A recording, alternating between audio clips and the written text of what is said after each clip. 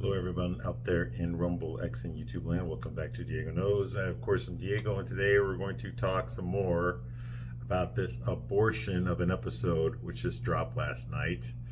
Excuse me, and just like crap. Season 3, episode 11. We're almost done. The show already got canceled. One more episode after this, and it's done. It's over. And damn it, do these showrunners, these producers, these actors have a lot to say about that. They say it in this episode, believe it or not. This episode is meta as hell.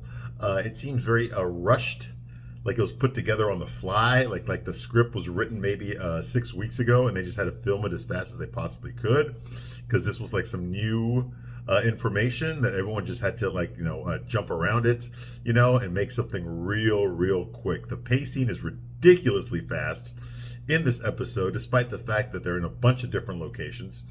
Okay, and the episode's only like 20, not even just under 29 minutes long. Okay, just under 29 minutes long. Okay, even Sex and the City did not have episodes that short. Okay, this episode was just a boom. Okay, they could have just combined this with the next episode and done a 1 hour special. Okay, a 1 hour instead of the typical 45 minutes, just a 1 hour. Okay, they could have done that because it's HBO Max. It's not regular TV, right? But no, they decided to break one episode into two. This is very, I remember a couple weeks ago they had a 33-minute episode, and I thought that was short. Okay, this is just under 29 minutes. And that's including credits, okay? Just under 29 minutes. That's ridiculously fast. That is like, they had to jam cram so much information into these final two episodes. Okay, now apparently, I think I'm starting to get the gist of what happened here. I think Michael Patrick King and Sarah Jessica Parker, all of them got the news that the show was not going to get renewed because the ratings were in the shitter. Okay, they lost about half of their audience. Okay, the people that showed up for season 1 back in 2021 when it premiered in the fall of 2021, they have left. 50% of those viewers have left the show. Okay, they have left the show. This never happened on Sex and the City. Okay, the number of fans, the number of viewers kept doubling every season on Sex and the City. That's how hot the show was. Sex and the City was hot. Okay, women told other women about it. Gay guys told other gay guys about it, and they all started piling on. And once they started watching it, they got hooked. Okay, and they started telling their friends to watch. Next thing you know, you've got a whole cultural revolution of people that are addicted to another episode of Sex and the City. What's going to happen with Big? Okay, what's going to happen when Aiden finds out that Carrie cheated on him? Okay, what's going to happen to Steve? We miss him. You know that kind of stuff. Okay, what's going to happen with Dick Good and Samantha? All that crazy stuff. Okay, people were addicted to it. And hey, you know what? I'm a straight guy. I give you a straight man's point of view. That's what I do here. But even I was addicted to it, okay? Once I heard all the women at work talking about this show, the women I went to college with, the women I worked with, okay, I lived in Chicago at the time, okay, they're all addicted to the show because the episode would drop every Sunday, and then on Monday, everybody would talk about it, okay? And all these women that I worked with and I went to school with, they were all talking about Sex and the City. So finally I decided, okay, you know what, I think I'll check it. I got HBO. I'm watching The Sopranos, right? So I got HBO. So let's watch it. Let's check this show out. What's this thing that all these women keep talking about?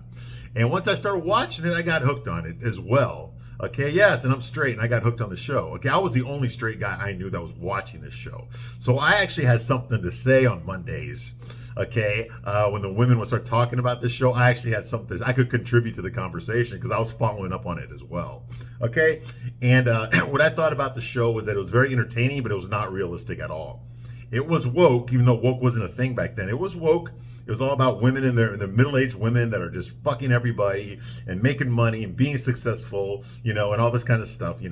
I get it. And they're in their 30s. Ooh, and they don't have kids. Ooh, you know what I mean? They're all about their careers and making money and partying and drinking and clubbing and going on vacation and wearing expensive clothes and shoes and purses and all that other, and just fucking all these different high-value men. Okay. That's all they had sex with them, despite the fact that they're not high value. They only had sex with high value men. Oh, yeah, the look that women would give me when I would say that. yeah, when I would say something like, yeah, Samantha's like below average looking, the women would be like, oh, you know, because if they admit that Samantha is below average looking, every guy will agree with me. But the women were like, if they have to admit that Samantha's below average looking, that means that they're below average looking. So even though I was insulting a fictional character, or at least an actress, okay, they took it like I was insulting them. You see what I mean? And that could not be allowed in the Pink Mafia. Okay? But I told it like it was, like it is, okay? Because that's what I do here, okay? And I'm giving it to you now. I'm telling you the truth about this show. This show has very little to do with sex. It has more to do with just selfishness and greed and being a piece of shit and getting celebrated for it. Okay, that's what the show is. Okay, Sex and the City had that as well, but not as much as this show does. This show isn't even really about sex. It's not about relationships. It's not about trying to find the right guy or anything like that. Okay, this show is just about propaganda. Okay, it's about getting on your goddamn speakerphone and telling and lecturing the whole world on Black Lives Matter. Not so much this season, but definitely the past 2 seasons. On Black Lives Matter, on LGBTQ activism, and there's still a lot of that crap in this season, okay? That's in all 3 seasons of this show. I mean, Sex and the City had that too, but it wasn't beat over your head. The core focus of Sex and the City was about the 4 straight women, because yes, Miranda was straight back then, about the 4 straight women navigating their love lives, fucking as many guys, high-value men as they could in order to find the right guy to settle down with. Okay, that was okay. They had gay guys on the side, you know. They had Anthony and Stanford, but they weren't there every episode, and there was no episode that was focused on them exclusively. Okay, the show focused on Carrie and her 3 friends. Okay, and all 3 of them thought that they were Carrie's best friend because they never hung out with each other. They always hung out when Carrie was there. You never saw 4 of them together unless Carrie was there. Okay, you never saw like Miranda hanging out with Samantha. You never saw Charlotte hanging out with Miranda. That never happened. Okay, it was always Carrie hanging out with one of them or Carrie hanging out with all 4 of them, all 3 of them. That was it. That was Sex and the City. All right. Not so much on this show now. Okay, but it seems to me like what they're trying to do is they try to take everything that was successful back in the 90s, okay, or just in the 80s or whatever, the 2000s, whatever it was, and they're trying to make it woke so as to appeal to a modern audience that does not exist. Okay, just because these woke Ivy League graduates, okay, who are indoctrinated into the woke, okay, in college, they get these jobs working in Hollywood because they won't hire other people. They won't hire anyone that went to, like, you know, to Preston School University in Jerkwater, Iowa. No, they're going to hire someone that went to Harvard or Stanford or Yale or something like that to work in their offices, okay, in their LA offices, okay, and they're indoctrinated in the woke, and they're all about the woke, all about the message, all about representation, okay, and all these different types of sexualities and all that kind of shit. Those are the gatekeepers. They only hire those people, okay. They're only going to hire people that are trans or not white, not straight, okay, don't have a penis, or if they do have a penis, you know, they identify as a woman, that kind of stuff. That's the only people they will hire in Hollywood. Those are the only people that they will give an opportunity to. Well, you know, being diverse has nothing to do with your ability to do the job. Okay, that's what they lost sight of. They were hiring people based on their identity instead of based on their work, okay, on their talent. What have they done? Okay, what have they sold that's so popular, people love it, that I'm going to take a chance hiring this person on my multi-million-dollar show? You see what I mean? Okay, they don't have that. They're just hired because they're not white, they're not straight, and they're not a man. That's it, and they're not Christian. And that's it. That's all you need. Okay, they only look at people that don't fit into those categories. Not white, not a man, not straight, not Christian. Boom. Okay? Anyone else is considered for the job. And that's what they've been doing. They've been doing it for a long time. It's not going to change overnight. Just because Trump's in charge now does not mean it's going to change overnight. There's starting to be some changes now, and I'm seeing it every day. I mean, pay attention to the news, man. I heard this morning Gina Carano, who got fired from Star Wars for being a straight white woman, okay, who was a Republican. Whoa, they fired her for that. And she sued the hell out of Disney. Okay, and she won her lawsuit. Okay, well, she settled. Disney settled with her. Not only are they going to give her job back now at Disney, but they paid an undisclosed amount, okay, to get her to drop the lawsuit. Okay, and then they made a public a statement about how they've loved Gina Carano this entire time. She's been a wonderful employee, and we're excited to have her back at Lucasfilm working again with us and all that kind of bullshit, which means that they lost their lawsuit. Okay, they lost it. They had to settle with her and make a public claim that they fucked up. Okay, that they discriminated on her because she was conservative. Okay, you see what I mean? This stuff's been going on for a long time. It's not going to change overnight. Okay, one of the examples that things are changing is that this show got canceled, and it's not just in Just Like Crab. It's Stephen Colbert. Howard Stern just got canceled the other day. I mean, I think the change is coming. Okay, pretty soon Jimmy Kimmel's gonna be gone. What's her name? Rachel Maddow's gonna be gone. Look who's already been gotten rid. They got rid of what's her name? That black racist woman who hates white people. What the hell? I forgot her name, but she's another like MSNBC person. I forgot her name already. The one who she hated Trump, but she had a Trump hairstyle. You know what I'm talking about. Joy Reid. Yeah, Joy Reid. Yeah, they got rid of her already. They got rid of what's his name? I can't remember all their names. The guy that interviewed Trump, he got fired too. Okay, so all these different people are starting to get fired. Okay, they're starting to lose their job. They're losing their security. They're losing everything. Okay, the left is losing, and one of the casualties of this war that they're losing is And Just Like Crab. Okay, a completely woke show. It makes no money for HBO Max. People do not subscribe to HBO Max for this show. The only people that watch this show are people like me, people that hate watch it. And the sad part about it is most of us are fans of Sex and the City. You know, the show was not realistic, but I enjoyed it. It was not realistic as far as dating. Fuck no. Maybe you identify with the women, okay, but I guarantee you there were no fucking men on Sex and the City. There's maybe 3 or 4 men on Sex and the City. That's it. That's through all 6 seasons and the 2 movies. Okay? Okay, there was very few men that actually acted like men on that show. Okay? Because it was written by gay guys for women. Okay? That's why. There's no real men. Just like there's no men on this show. The only man on this show is Steve, and we barely see any of him. Okay, so you can tell that the show is on it's on its death rattle right now. You can tell it by this episode. They're making a lot of references to themselves in this episode. It reminds me of The Matrix. You remember the last Matrix movie? Of course you don't, because you didn't watch it. Nobody did. Okay, but it's called Matrix Resurrections, I think it was called. I call it Matrix Regurgitation. I actually reviewed that movie on this channel, okay? But Neo comes back and stuff, and there's a scene in there where they're in the Matrix world, and Agent Smith plays Neo's boss, okay, but they're still, I guess they're still living a life like they're normal people in a regular world. And he tells Neo there, he tells Thomas Anderson there, who is a video game developer who invented a video game based on the 3 movies, the Matrix movies, right? And he tells them, hey, listen, I spoke to Warner Bros. Today, and they want us to make a 4th Matrix.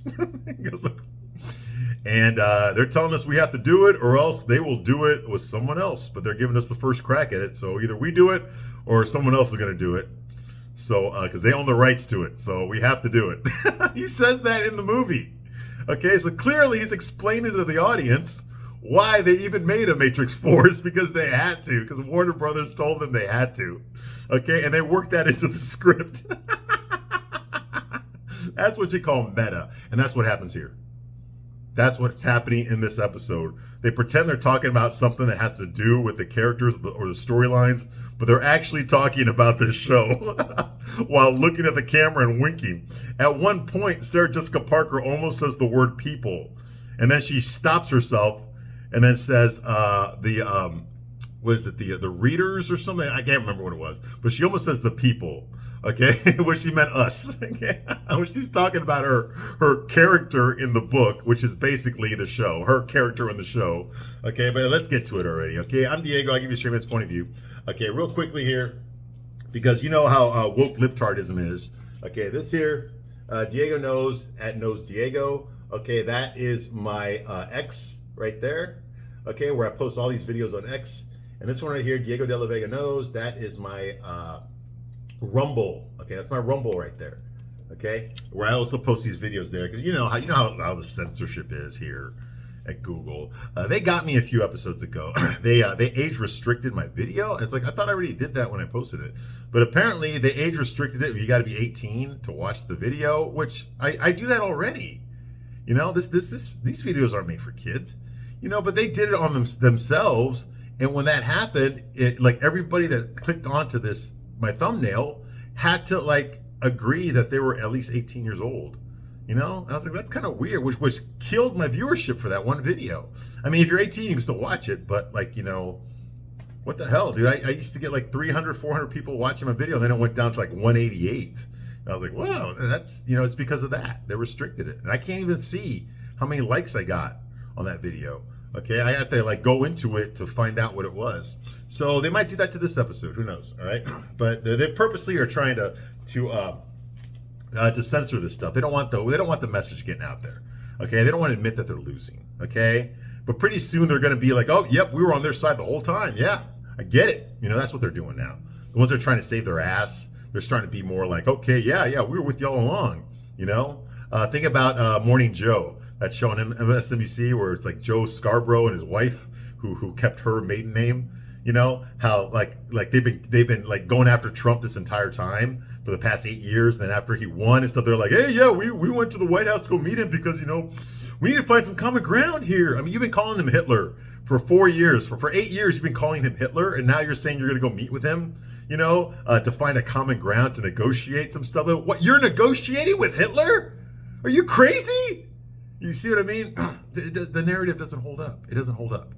All right? So that kind of thing, okay? But anyway, enough of that. Let's talk about this episode. And Just Like Crap, Season 3, Episode 11. The title of this episode, okay, is called Forget About the Boy. Forget About the Boy. Whatever that means. We'll find out. Maybe we won't. I still don't know what last week's episode, what was it called again? Last week's episode? It was called Better Than Sex, and there's absolutely nothing in that episode that was better than sex, so I don't understand where that came from. But anyway, forget about the boy, okay? So Carrie is at the bakery. She's at a bakery ordering pies, okay, for some Jewish woman, some old Jewish woman, okay? She's ordering pies, and there's some other customers there. Okay, obviously, this is a rich neighborhood in Manhattan. Okay, there's some other customers there, all women, okay, old women, who are complaining because they tried to order pies for Thanksgiving. Okay, which is coming up, even though in our world it's August. In their world, Thanksgiving is like next week.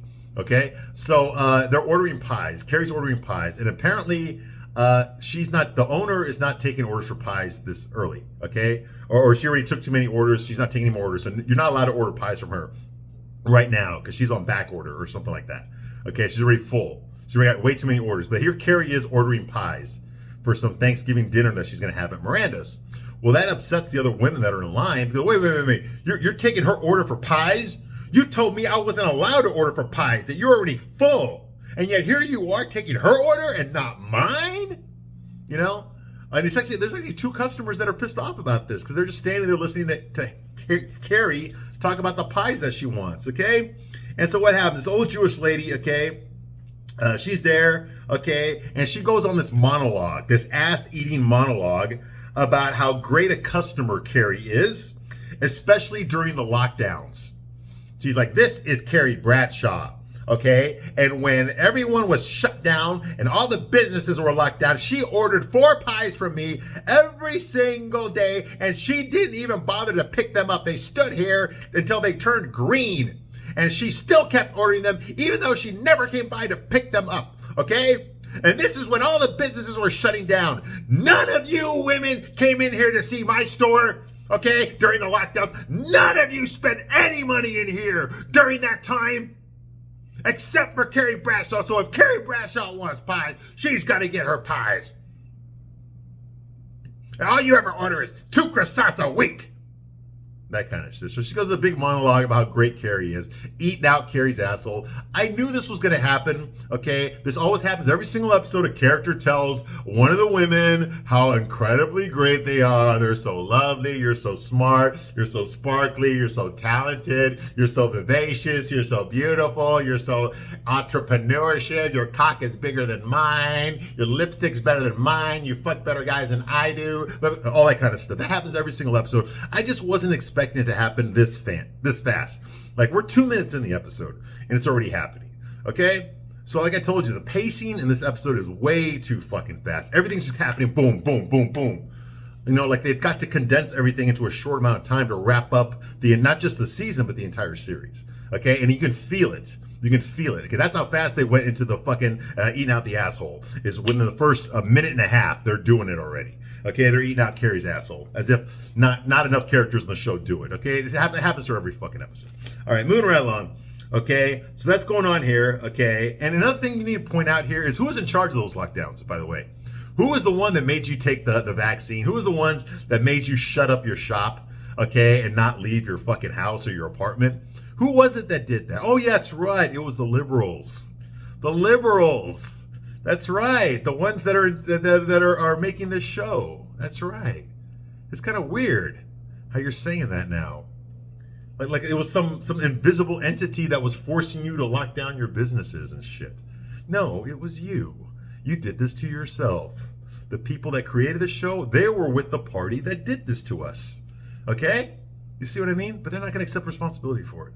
Just like the women on the show, they're not going to accept responsibility for their own actions. They don't even accept responsibility for losing the election.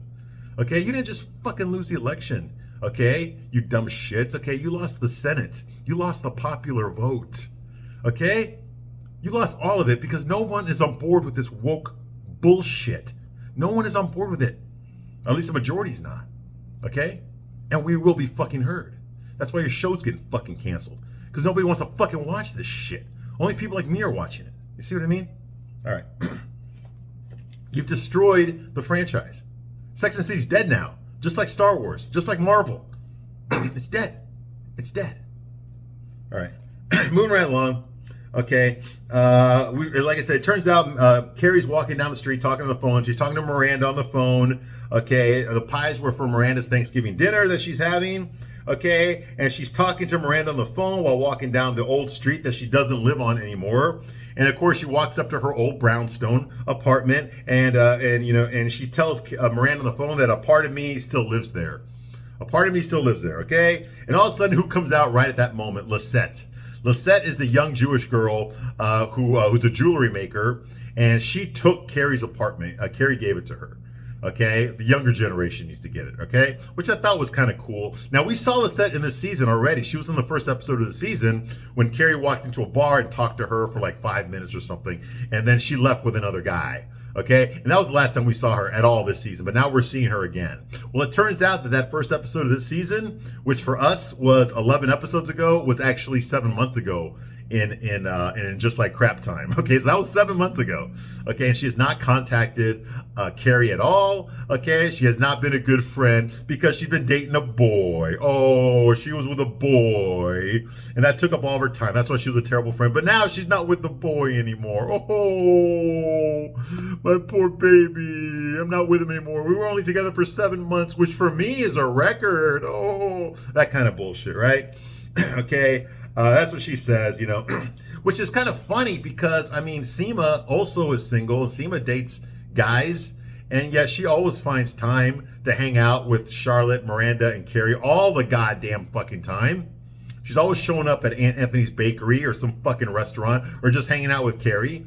They're always doing shit together, despite the fact that Seema's also single and also dating. But yeah, she always hangs out with fucking Carrie all the goddamn time. But Lisette, who's actually young and pretty, okay, she's too busy hanging out with some dude to hang out with Carrie. Bullshit.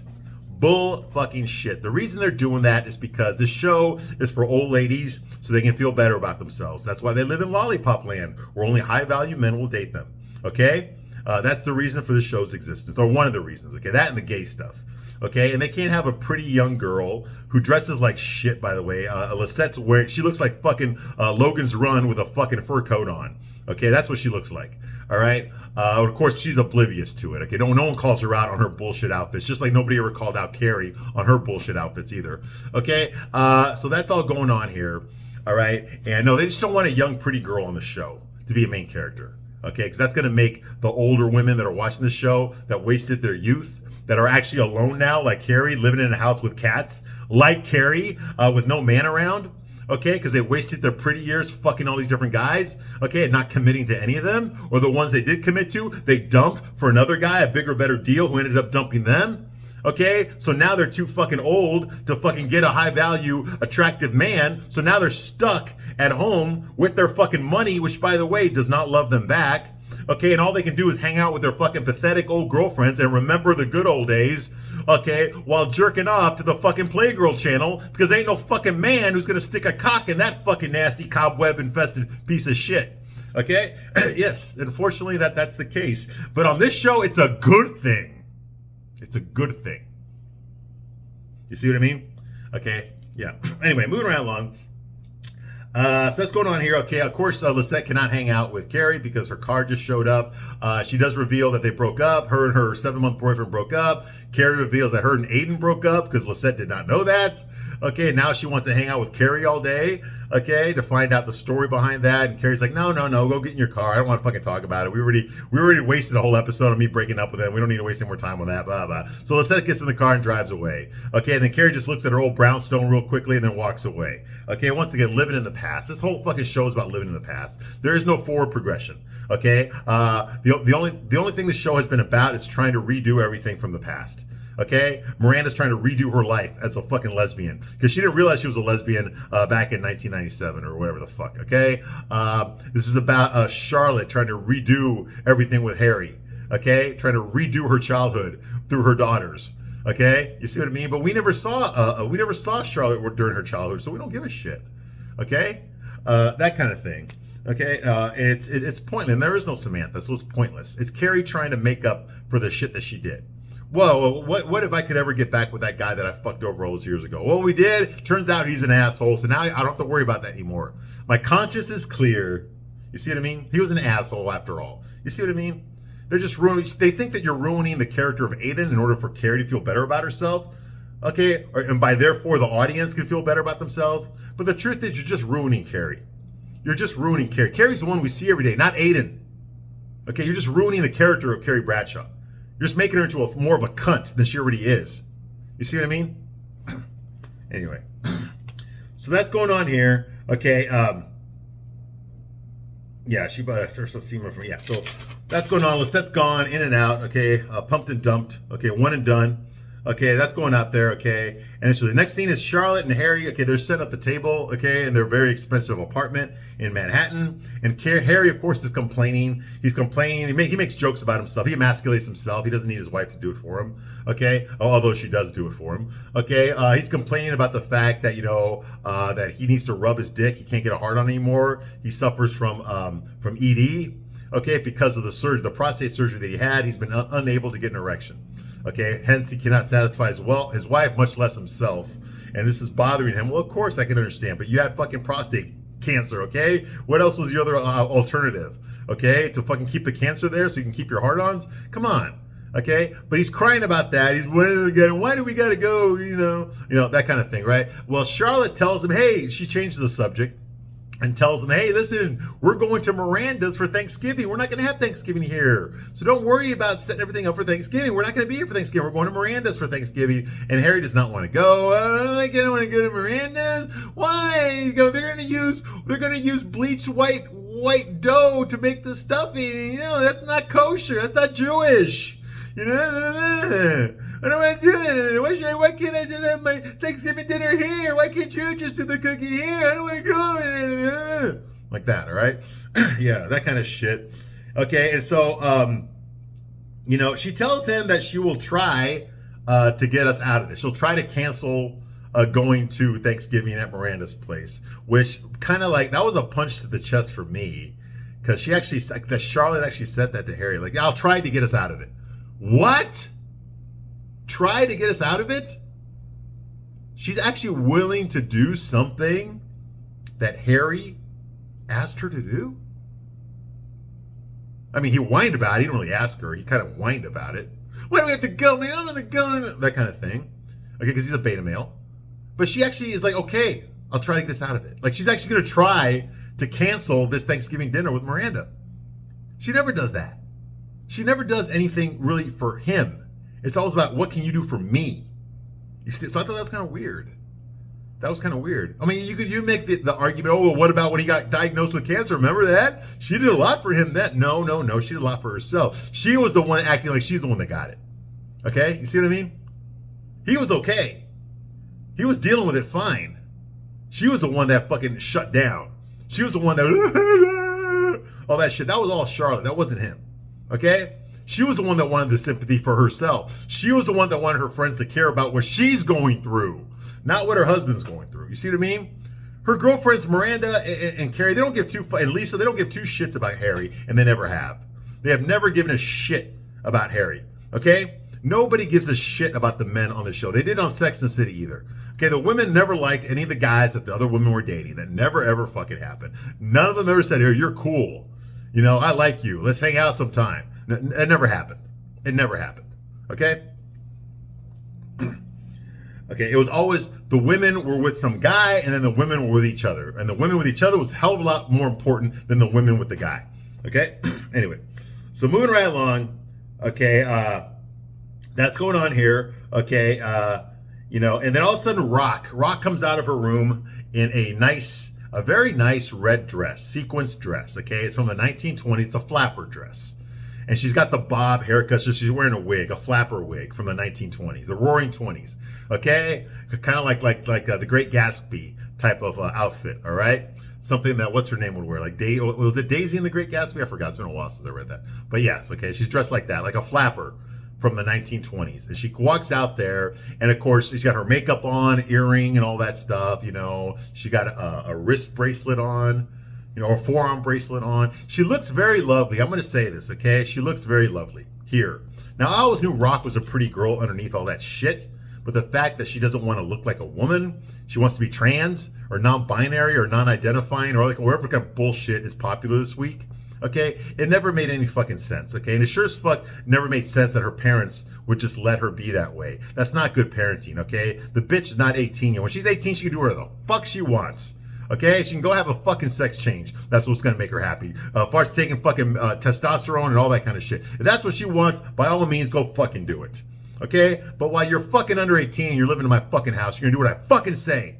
Okay? And you were born a girl and you're gonna be raised as a fucking girl. And you're gonna look like a fucking girl. Okay? But that's if they had a real father in the house, but they don't. They got Harry. We got Harry and Charlotte makes the decisions. And Charlotte's decisions are based on what her kids want. What her kids want, that's the decision she's going to make. Okay? When her daughter Lily wants to fucking be a slut and fuck every guy in town, Charlotte's there to support the sex positive. Okay? When fucking, when Rock changes her name and changes her gender and decides to go trans or lesbo or whatever the fuck she is, there's Harry and Charlotte to support that as well. You see what I mean? It's called bad fucking parenting. All right. Anyway. So she looks like a woman. We have the slow motion where Charlotte's just like,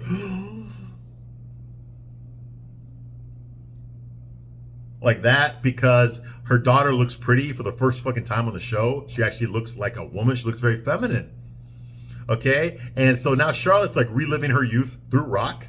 Okay? And hoping that you know, Rock pursues modeling. Like they already tried that last season, but she's hoping that Rock will pursue something that has to do with her looks. You know, and looking feminine and acting like a girl, okay, because Rock's not that way. It's just Charlotte wanted to relive her youth through her daughter. Okay, her daughter's pretty, you know, and she wants her to experience what it's like to be a pretty girl at that age, okay, and get all these men hitting on you and stuff and offering you things and all these, you know, and being a gold digger. Although she doesn't really need to be a gold digger, she's already born rich, so what the fuck, okay? Anyway, she's trying to get her to be more feminine. Okay, and she, you know, but she can't because that goes against the whole transgender ideology. She doesn't identify as a girl, so you cannot treat her like a girl. You see what I mean? Bull fucking shit. Meanwhile, her other daughter Liz over here fucking gay guys, okay, and got dumped for a guy. Her boyfriend dumped her for a guy, and that's okay. All right, you know, this is all bullshit. This is parenting is fucking bullshit. There are no parents on this fucking show. Why'd you even put kids on the show if you're not gonna fucking have parents that are gonna parent them? Anyway, so yeah, so she looks like a woman. Her mom zips her up and everything. It turns out that Rock doesn't give two shits about looking like a girl. She complains about the wig. She complains about having too much makeup on, and she doesn't like the dress at all. But she has to wear it for the play that she's in, her High School Musical.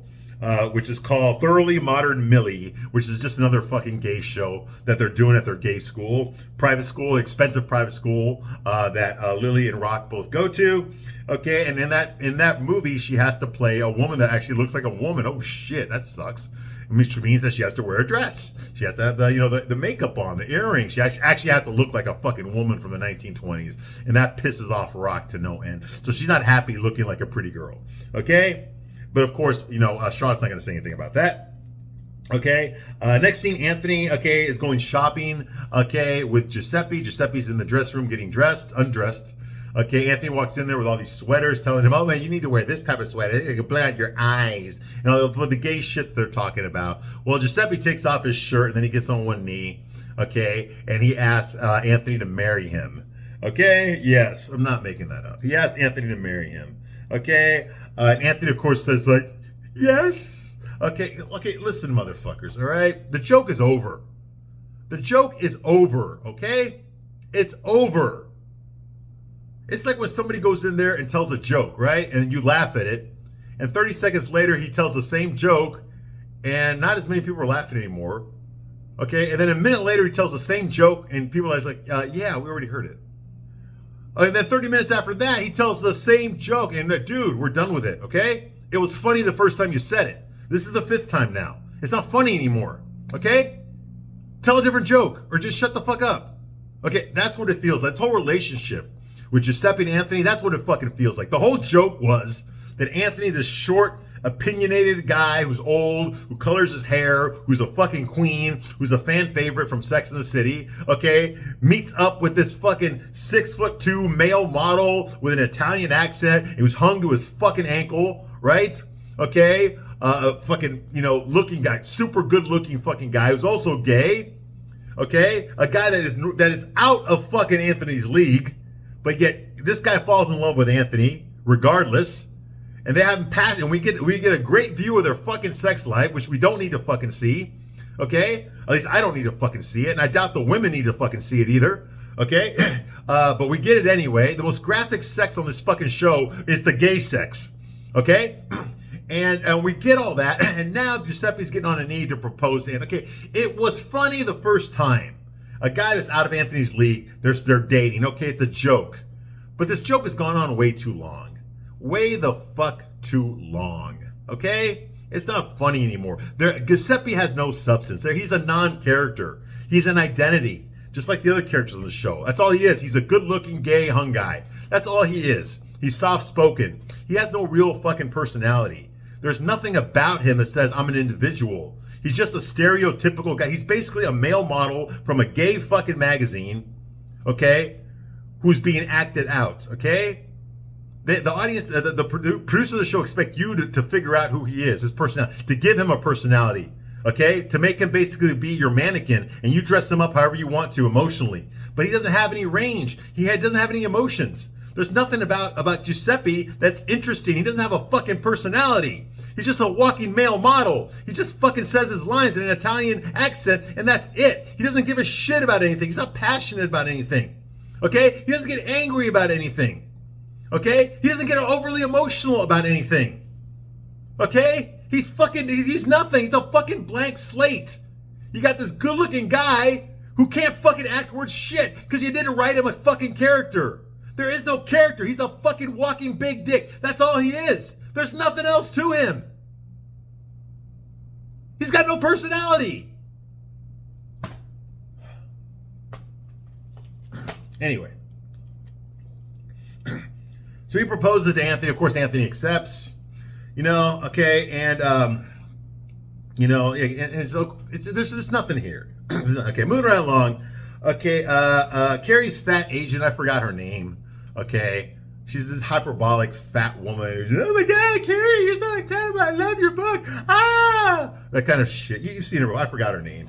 Anyway, her fat agent is talking about Carrie's book. She's holding the manuscript in her hand. She's like, oh my God, your prose is so fluid. I can't put it down. I can't even put it down right now. Look, I'm still holding it up in the air. Oh my God, it's so fluid and it's so moving and you're so talented and so exciting and romantic and your cock is so much bigger than mine and you can get hot guys and I can't and you're much better at everything than I am and you're prettier than me. And this goes on forever. Okay. Okay. And then Carrie says, and then she says like, so when do I get the last chapter? And Carrie says like, you have the last chapter. It's right there. Okay. You read it already. Okay. After her love dies, the woman ends up alone. Okay. After the boyfriend leaves and they break up, she's going to end up alone for the rest of her life with her fucking cats in her huge brownstone house with no family to live with. And Fatso says that she prefers a happy ending. And she's like, Carrie, you wrote a romantic tragedy. Okay, and I prefer a happy ending. And Kira's like, how is a woman alone in a garden a tragedy? Okay, so after spending your youth, okay, this is what the producers of the show are trying to tell you ladies out there. After spending your youth and your middle age fucking nothing but high value men, okay, an endless stream of high value men, okay, and not having a family, ending up rich alone with cats is the best and most wonderful ending for you. Because that's what you deserve, because you're a boss bitch. Now, the difference between me and the people that make this show is that I was being sarcastic. I was actually being sarcastic. Okay? The producers of this show are not. They're being literal. This is what they expect from you. This is what they want you. They're defining femininity right now. To end up alone with cats. Because you spent your whole youth fucking high value men. None of them were ever going to be good enough for you. So you had to get rid of them. And now you're too old. Your pussy's all stretched out. You've got no kids. No, because you can't be bothered raising a family. Because your career comes first. Hanging out with your girlfriends come first. Vacations come first. Okay, Cosmos, those come first. Okay? Not raising a family. Not having children. And then becoming a grandmother or any of that shit. Not staying in a healthy marriage. You see what I mean? That's not important. What's important is that you get your money. Okay? So that you can end up rich and alone with cats. And nobody's going to get your money when you die. Because you don't have a fucking family. And you don't have a spouse. See what I mean? They're telling you this is your fate. And there's nothing wrong with it. Because Carrie's happy with that. There's nothing tragic about that. That's good. And I'm telling you, that's fucked up. That's a waste of life. That's the difference between me and the people that make this show.